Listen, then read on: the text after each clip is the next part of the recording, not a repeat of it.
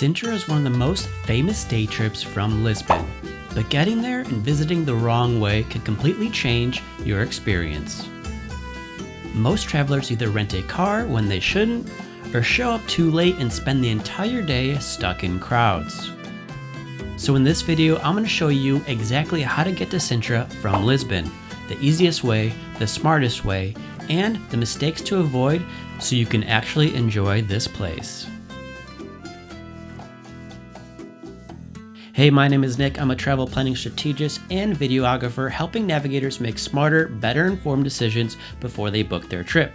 You can find me and more travel guides at my website, navigatornick.com, where I show you how to get the most bang for your travel buck. In this video, we're going to talk about how to get to Sintra.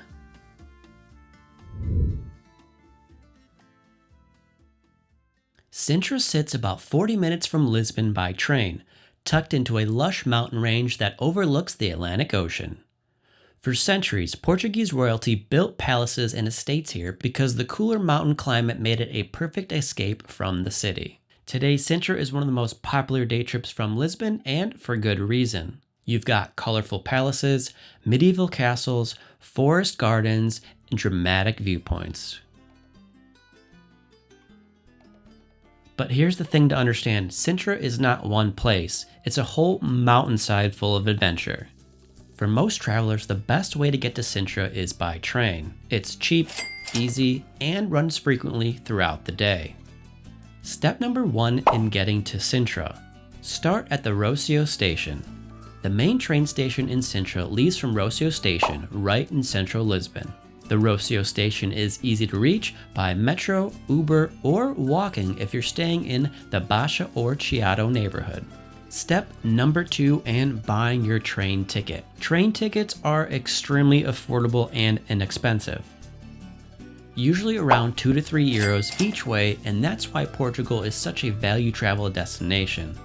I'll leave a link right up here if you're new to value travel. You can buy train tickets to Sintra at 2 places. At the ticket machines themselves, generally with staff willing to help you, or at the ticket counter when it's open. If you arrive before the service staff, make sure to give yourself an extra 10 to 15 minutes to learn how to use the self-vending machines. Navigator Nick tip, I like to leave Lisbon around 7:30 a.m. I know it's early, but trust me, it's worth it. The trains are operated by CP Comboios de Portugal, and you can check their website for the latest train times and fare, but you do not need to buy tickets in advance as there are no reserved seats.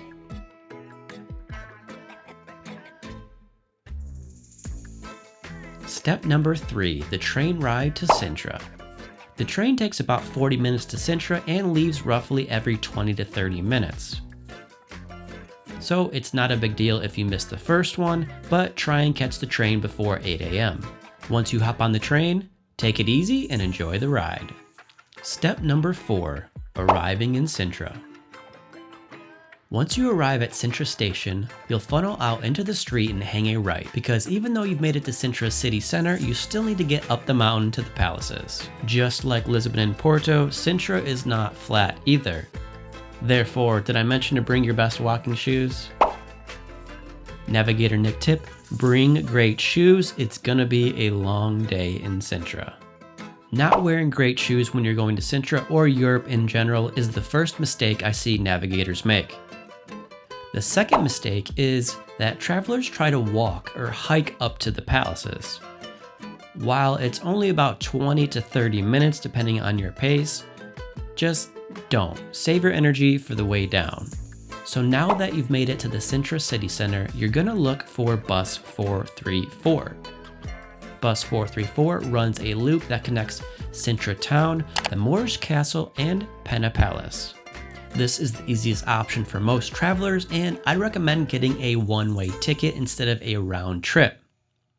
I'll explain why in a future video when I go further into details about taking you through my entire day in Sintra. Note that if the bus line is packed because you got to Sintra too late, you can always grab a taxi in Uber or Bolt. However, Uber and Bolt are very expensive compared to the bus. Expect to pay around 15 to 20 euros for a one-way trip, and you'll be stuck in the same traffic as the bus. the bus can actually be faster and cheaper than an Uber or a Bolt. Where it makes sense to take an Uber is if you have a group of people, such as 3 to 4 people traveling together. The third option to get up to the palaces is to take a tuk-tuk. You'll see a lot of tuk-tuks offering different rides. They're fun, but usually more expensive than buses or Ubers, and I would expect to pay around €5 per person for a one-way ride. So let's talk about option number 2 getting to Sintra, and that is taking a car. When I went to Sintra my first time, I thought about taking a car, but I'm glad I didn't, and here's why. Parking near major attractions, specifically the Pena Palace, is extremely limited.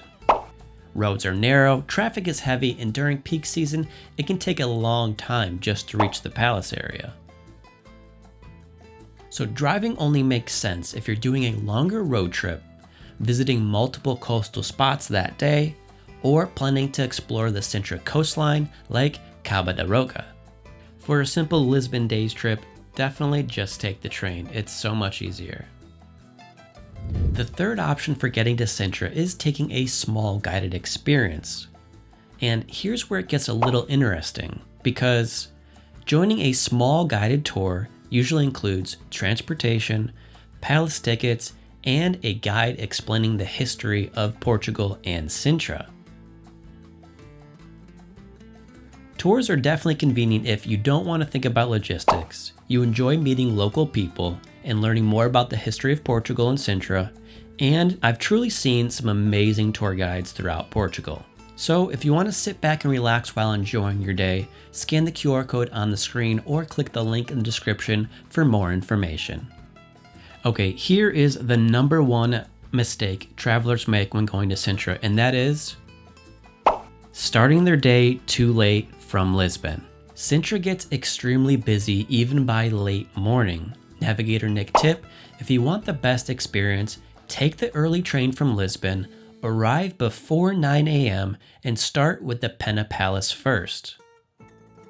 You'll beat the crowds and enjoy the palace the way it's meant to be experienced. Not to mention you'll get some photos without everyone behind you and in the way.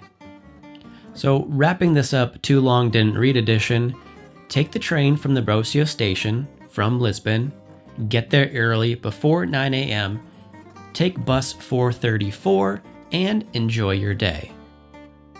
Getting to Sintra is actually the easy part.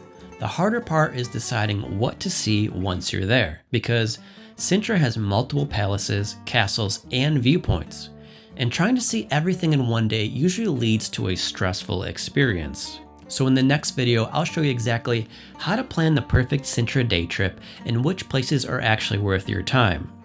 Thank you for watching. If this video helped you, please leave a like and comment down below, subscribe for future travel videos, and until next time, happy travels and keep on navigating.